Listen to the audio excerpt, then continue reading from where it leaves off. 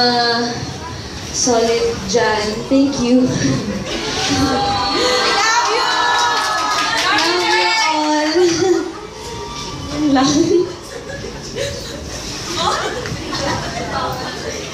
Siyempre, kung may message tayo kay Jay, hindi naman mabubuo ang ni Jay Ron kung walang Jeron, di ba?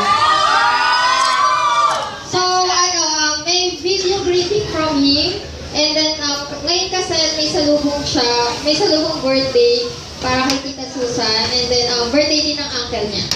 So, syempre tayo, solid tayo, support lang tayo individually. So, ito po yung video. Hi everyone, first of all, I want to say sorry that I can't make it tonight kasi birthday ng uncle ko. And usually we celebrated together with my mom's birthday sa Lubong tonight. So yun, but I wish you guys have fun tonight. And I just want to say thank you sa mga lahat ng Jaron fans for always being there for us, to support us, si me and Jane.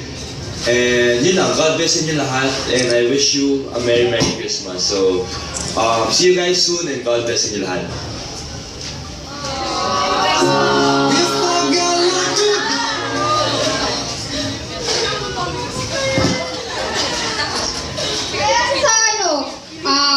Party tayo tonight.